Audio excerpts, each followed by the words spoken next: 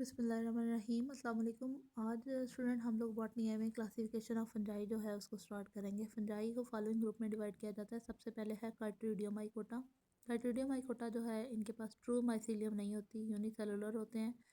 Body इनकी naked भी हो सकती है और काइटन से इनक्लोज भी हो सकती है, काइटन की वॉल से। ठीक है। पैरासिटिक स्पीशीज़ जो हैं उनके पास राइजाइड होंगे एंकर करने के लिए अपने आप को। रिप्रोडक्शन जो है वो इनमें ज़ूओस्पोर फॉर्मेशन के ज़रिए होती है। सेक्सुअल रिप्रोडक्शन कम रेयर होती है, कॉमन नहीं होती। आइसोगैमस इनमें होती है रिप्रोडक्शन अगर हो तो। ठीक है, सेक्सुअल रिप्रोडक्शन अगर हो तो आइसोगैमस होती है। इसकी एग्जांपल में आ जाता है सिनकाइट्रिया। उसके बाद आ जाता है मोनोब्लेफेरिडियो माइकोटा। इनकी जो है वो माइसीलियम ब्रांच होगी। कोइनोसिटिक हाइफी होते हैं। कोइनोसिटी का मतलब जो है वो अब आपको शुरू से हमने हाइफी का इंट्रोडक्शन उसमें कोइनोसिटी का प्रॉपरली पढ़ लिया था क्या होता है। ठीक है, जिनमें क्रॉस वाल्स या सेप्टा नहीं होते, मल्टी न्यूक्लिएट होते हैं वो। राइजाइडल हाइफी होते हैं, ये जो है वो होस्ट टिश्यू में रहते हैं। ये सेक्सुअल रिप्रोडक्शन इनमें यूनिफ्लैजिलेट ज़ूओस्पोर्स की मदद से होती है और सेक्सुअल रिप्रोडक्शन इनमें ओगैमस है। ऊपर वाले ग्रुप में जो कार्टिडियम माइकोटा था उसमें आइसोगैमस थी, इसमें ओगैमस है। और मोनोब्लेफेरीज जो है वो इसकी एग्जांपल में आ जाता है। प्लाज्मोडियो फोरोमाइकोटा जो है इसमें आ जाता है थैलस इनका नेकेड होता है, यानी वाल नहीं होती काइटन की इनके पास। कंपोज होता है स्पोर्स। स्पोर्स थैलस पे बनते हैं, मेच्योर जब वो हो जाता है। स्पोर्स जर्मिनेट करके स्वार्म सेल बनाते हैं। स्वार्म सेल जो हैं उनके पास दो अनइक्वल फ्लैजेला होते हैं। स्वार्म सेल जो है वो ज़ूओस्पोर के तौर पे ऐड करते हैं। इसकी एग्जांपल में प्लाज्मोडियो फोरा आ जाता है। उसके बाद आ जाता है ओमाइकोटा। ओमाइकोटा जो है स्टूडेंट इनकी माइसीलियम जो है वो माइकोटा की माइसीलियम वो क्या होती है कि ये ब्रांच होते हैं, कोइनोसिटिक हाइफी होते हैं। सेप्टा इनमें ओल्डर हाइफी में होते हैं, जो यंगर होते हैं उनमें नहीं होते। ये फूड एब्जॉर्ब करते हैं अपने होस्टोरिया के जरिए। ये सेक्सुअल रिप्रोडक्शन इनमें जो है वो मोटाइल होती है। ये मोटाइल या नॉन मोटाइल दोनों तरह के स्पोर्स के जरिए हो सकती है। नॉन मोटाइल स्पोर्स जो हैं वो कोनिडिया होंगे और मोटाइल स्पोर्स जो हैं वो बाईफ्लैजिलेट दो स्पोर्स होते हैं। हाँ जी, उसके बाद जो सेक्सुअल रिप्रोडक्शन है इनमें स्टूडेंट वो ओगैमस होगी। ठीक है, मोटाइल स्पोर्स जो है वो बाईफ्लैजिलेट होंगे और जो नॉन मोटाइल है वो कोनिडिया होंगे। एग्जाम्पल इसमें आ जाती है पाइथियम की ओमाइकोटा में। उसके बाद जाइगोमाइकोटा। ठीक है, जाइगोमाइकोटा की जो माइसीलियम है वो क्विनोसिटिक हाइफी पे मुश्तमिल होती है। ए सेक्सुअल रिप्रोडक्शन उनमें भी स्पोर्स के लिए होती है और वो स्पोर्स जो हैं वो ए प्लानोस्पोर्स होते हैं। ये स्पोर्स जो हैं वो स्पोरेंजिया में प्रोड्यूस हो रहे होते हैं स्टूडेंट। ठीक है, और सेक्सुअल रिप्रोडक्शन जो है वो कॉन्जुगेशन के जरिए बिटवीन टू हाइफी, दो हाइफी के दरमियान में कॉन्जुगेशन होती है जाइगोमाइकोटा की और उसके जरिए सेक्सुअल रिप्रोडक्शन होती है। जाइगोट जो है वो चेंज हो जाता है थिक वॉल्ड जाइगोस्पोर्स में। इनका जो जाइगोट होता है वही जाइगोस्पोर में कन्वर्ट हो जाता है। राइजोपस इसकी एग्जांपल में आ जाता है। उसके बाद आ जाता है एस्कोमाइकोटा। एस्कोमाइकोटा जो है स्टूडेंट ये ग्रुप डाइवर्सिटी दिखाता है। यूनिसेलुलर होते हैं येस्ट इनमें और लार्ज कप शेप फंजाई जैसा कि मोरल्स होते हैं वो भी इनमें होते हैं। ठीक है, डाइवर्स डाइवर्स ग्रुप है, इसमें बहुत सारी डिफरेंट टाइप की स्पीशीज़ जो हैं वो आ जाएंगी। हाइफी जो है वो मोनोकैरियोटिक होते हैं या फिर डाइकैरियोटिक भी हो सकते हैं। ए सेक्सुअल रिप्रोडक्शन जो है वो कोनिडिया फॉर्मेशन के जरिए होती है और सेक्सुअल रिप्रोडक्शन जो है वो एस्कोस्पोर फॉर्मेशन के जरिए होती है। इसकी एग्जांपल में यीस्ट, मोरेल्स, ट्रफल्स वगैरह आ जाते हैं। बेसिडियो माइकोटा जो है इस क्लास में फंजाई की जो ये वाली क्लास है इसमें हाइफी मोनोन्यूक्लिएट होते हैं फर्स्ट फेज में, लेकिन उसके बाद डाइकैरियोटिक बन जाते हैं सेकंड फेज में। इनके पास जो स्ट्रक्चर्स बनते हैं वो बेसिडियम होता है। बेसिडियो स्पोर्स जो है वो बेसिडियम के अंदर ही बन रहे होते हैं। करेक्टरिस्टिक फ्रूटिंग बॉडीज़ बनती हैं बेसिडियो माइकोटा के मेंबर्स में। इसकी एग्जांपल में आ जाता है अगैरिकस, स्मट और रस्ट। ठीक है, स्मट और रस्ट बहुत फेमस है, प्लांट में बहुत सारी डिजीज काज करती हैं ये।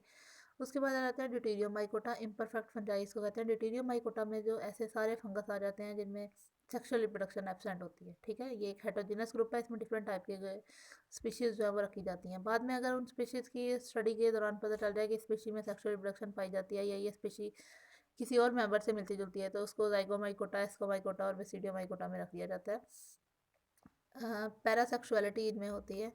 एस्परजिलस इसकी एग्जांपल में आ जाता है। ठीक है, आगे अगर डिटेल में दिए ये हमारे सिलेबस में हुआ तो हम इसको पढ़ेंगे। इकोनॉमिक इंपॉर्टेंस जो है फंजाई की, इकोलॉजिकल इंपॉर्टेंस जो है फंजाई की ग्रेट काफ़ी ज़्यादा इकोलॉजिकल इंपॉर्टेंस होती है। हमें पता है कि इकोलॉजी में इकोसिस्टम में फंजाई और बैक्टीरिया जो है वो मेजर डिकम्पोजर्स होते हैं।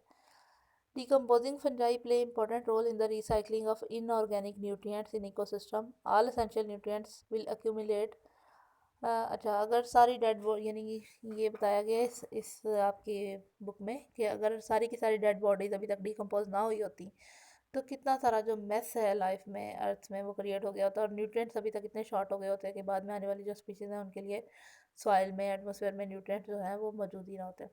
माइक्रोराइजल फंजाई जो है वो क्या करती हैं, इकोनॉमी ये भी इकोनॉमिक इंपॉर्टेंस में आता है student. Mycorrhizal fungi 95% vascular plants हैं जो फंजाई जिनकी रूट्स फंजाई के साथ एसोसिएशन होता है उनका, ठीक है, माइक्रोराइजल एसोसिएशन उसको कहते हैं।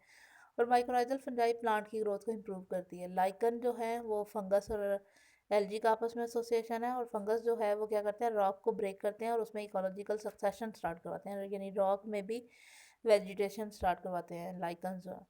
लाइकन्स बायो इंडिकेटर होते हैं अच्छे, यानी एयर क्वालिटी का पता करवाते हैं, उसके लिए सेंसिटिव होते हैं। अगर हवा में पोल्यूशन ज़्यादा हो जाए तो लाइकन्स का कलर चेंज हो जाता है, तो पता चल जाता है कि ये एयर पोल्यूशन ज़्यादा हो रही है इस एरिया में।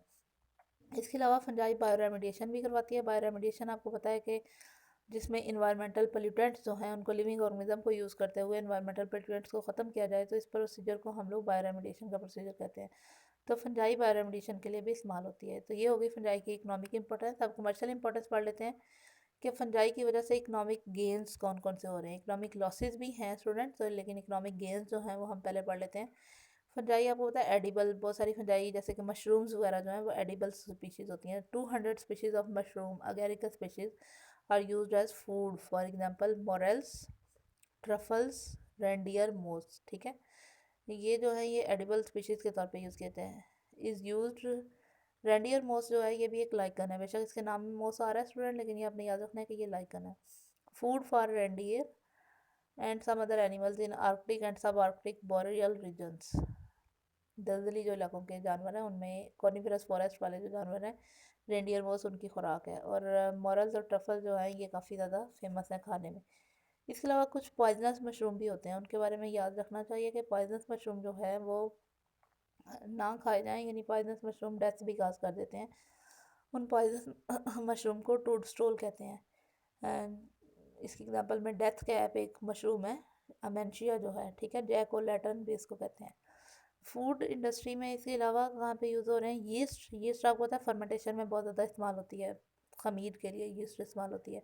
पेनिसिलियम पेनिसिलिन बनाने के लिए इस्तेमाल हुई थी, ठीक है ना। ये आपको पता है सबसे पहली जो पेनिसिलिन थी, सबसे पहली जो एंटीबायोटिक थी पेनिसिलिन जिसको कहते हैं, वो पेनिसिलियम नोटाटम से बनाई गई थी। इसके अलावा ये फ्लेवर देने के लिए, अरोमा के लिए, खुशबू के लिए खुराक में, ठीक है ना, तो ये पेनिसिलियम यूज़ होती है।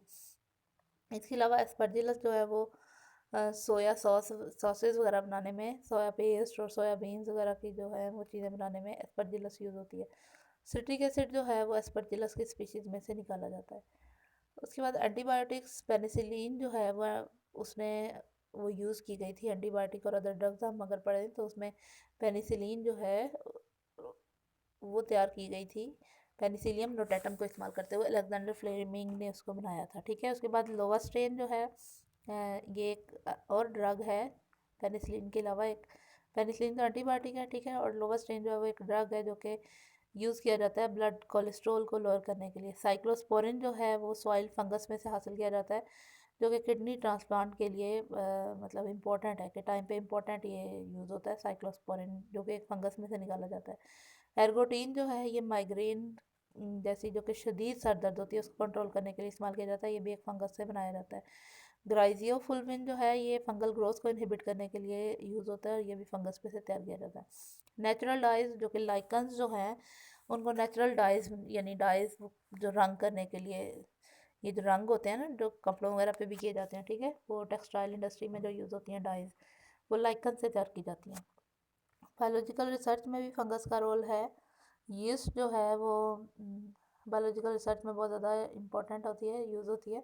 एक जेनेटिक पोल है ये, मतलब यीस्ट जो है वो एक इम्पोर्टेंट मतलब रिसर्च के हवाले से एक इम्पोर्टेंट ऑर्गेनिज्म है। Yeast was the first eukaryotic which was used in genetic engineering. Yeast सबसे पहली यूकेरियोटिक ऑर्गेनिज्म था जो कि जेनेटिक इंजीनियरिंग में यूज़ किया गया था। इन 1983 functional artificial chromosome was made in saccharomyces cerevisiae, जो कि यीस्ट ही है, ठीक है, यीस्ट का साइंटिफिक नेम है। The same yeast was the first eukaryote whose genome sequence was completely studied in 1996। इसकी जीनोम की सीक्वेंसिंग भी 1996 तक मुकम्मल तौर पे स्टडी कर ली गई थी। इसके अलावा ये जो है वो are being studied for the production of some hormones। Neurospora has been used for genetic research. Neurospora जो कि एक फंगस है, ये भी जेनेटिक रिसर्च के लिए इस्तेमाल होती है। इकोनॉमिक लॉसेस जो फंगस की वजह से हो रहे हैं स्टूडेंट, ये हम लोग नेक्स्ट लेक्चर में पढ़ेंगे। आज वाला लेक्चर यहीं पे ख़त्म करते हैं। Thank you.